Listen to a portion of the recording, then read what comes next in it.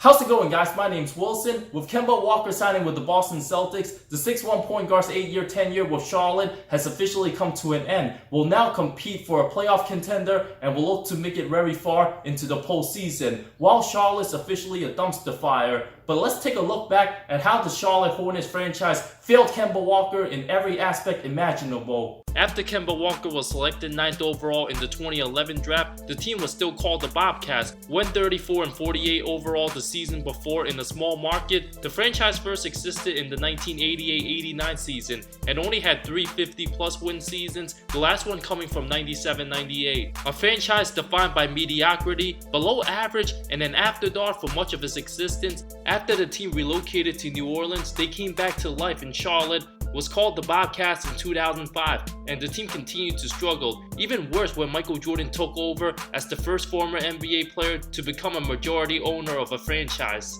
Former Blazers GM Rich Choi was hired in June 2011. The team simply had no talent. With the injuries to 32-year-old Corey Maggette and DJ Augustine, Walker played heavy minutes as a rookie. Role player Gerald Henderson led the team in scoring, averaging 15.1 points, making the case for the worst team in NBA history, going a pathetic 7-59 overall, losing the last 23 games of the season, having the worst win percentage of 10.6 ever by any NBA team in a single season, ended up with the 2nd overall pick, selecting boss Michael Kidd-Gilchrist out of Kentucky, missing out on Anthony Davis, where New Orleans was a full 14 games better. The very next season, the team stinked badly again, going 21-61 overall, having the 2nd worst record. Kemba was already the best player on the team, averaged 17.7 points. Kidd-Gilchrist gave very little to no production, averaged 9.6 rebounds. Mike Dublab was fired after one season, screwed up for the 2nd straight year in the lottery, selecting Cody Zeller with the 4th overall pick, but they would get Jazz center Al Jefferson in free agency, clinched a playoff spurt, going 43-39 overall, only to get swept by LeBron's Miami Heat team in the first round.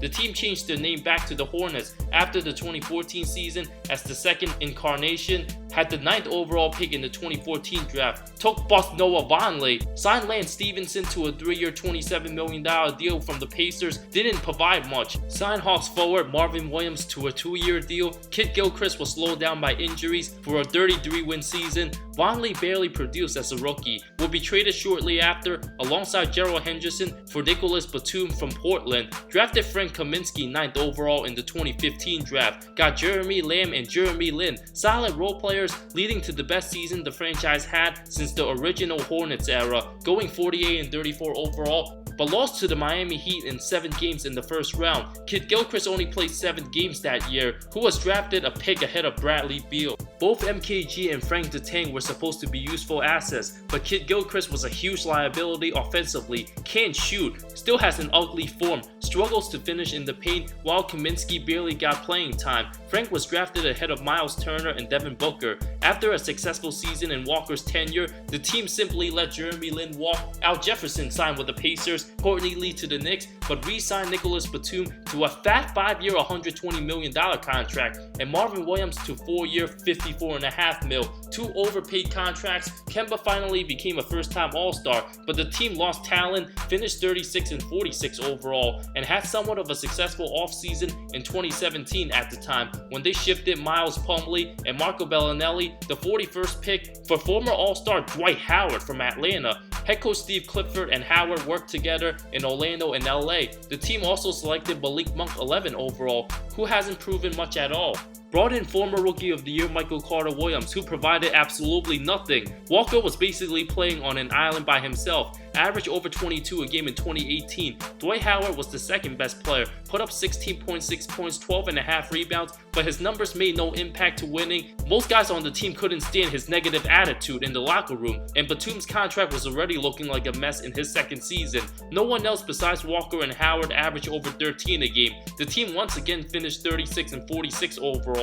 Walker would go on to pass Steph Curry's 3-point franchise record and franchise scoring leader that same season, but had very little to play for. The team had no shooting, nobody else besides Kemba can create their own shot, had no depth, lacked player development. The Hornets were just a hot mess. The team finally fired Rich Choi, brought in Mitch Kupchak, fired head coach Steve Clifford for James Borrego. The franchise continuously failed to get anybody significant in free agency besides the past his prime Tony Parker, who retired the season after, drafted Miles Bridges 12 overall, didn't help much his rookie season. Instead of the team looking to explore options in trading Kemba, who was bound to become a free agent, the team and organization failed in every aspect in getting Kemba help. The lineup of Kemba, Jeremy Lamb, Marvin Williams, Nicholas Batum, and Cody Zeller simply wasn't good enough, despite Walker's brilliant individual season, having a career-best 25.6 points, sometimes even scoring half his team's points. The prime example was his 60-point performance on 21 of 34 shooting against the Sixers. All his other teammates scored a combined 59 points on 21 of 65 shooting, losing that game by 3 points in devastating fashion. Since he made All-NBA third team this past season, Kemba was eligible for a Supermax worth 5-year $221 million. Humble with a good attitude, the Bronx native just loves to compete, hasn't missed more than 3 games in the last 4 seasons. Combined with the small market, lack of free agent attractions, along with the terrible draft picks, Kemba Walker was never going to win with the franchise even if he elected to stay. After 605 total games, still in the prime of his career, the UConn legend was simply sick of losing. Being on bad teams, the second best player in his Charlotte tenure was Al Jefferson, and past his prime Dwight Howard, Big Al in 2014 was the only other All-Star he played with. After 2 playoff appearances in 8 seasons, winning a total of only 3 postseason games, and having 4 different head coaches, it's almost impossible for any stars to not be frustrated if they were in Kemba's position.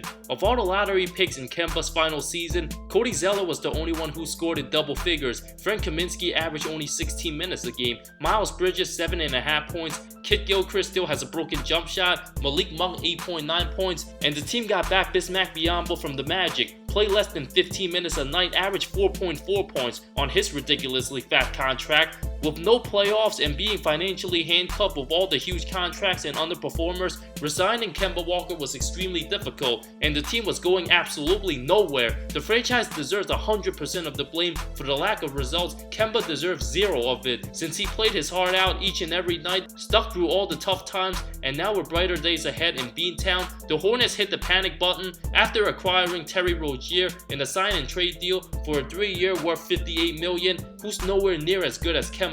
The franchise still stuck in no man's land, selecting weak draft picks year after year. I predict Charlotte won't make the postseason for at least the next 3 years at the very least. After summer 2019, Kemba will leave everything aside, work with Brad Stevens, actually compete, having the most talented players around him. Next season, for the first time of his career, will look to produce Isaiah Thomas-like results. Finally got his money's worth, signing a 4-year $141 million deal after never once being the highest paid player in Charlotte, despite being the best guy on the team since his second season. Now that's an absolute travesty, but it would be even more of a travesty if the Hornets lose 70 games post-Kemba era. I won't be surprised. Thank you so much for watching this video. How good do you guys think Kemba will fit with the Celtics? Is he a top 5 point guard in today's NBA? Let me know in the comments below. I talk NBA comparisons, amazing storylines, NBA history, and anything basketball that will interest you. If you love the NBA, subscribe for more content, more great stuff coming soon. I love all of you. See you next time.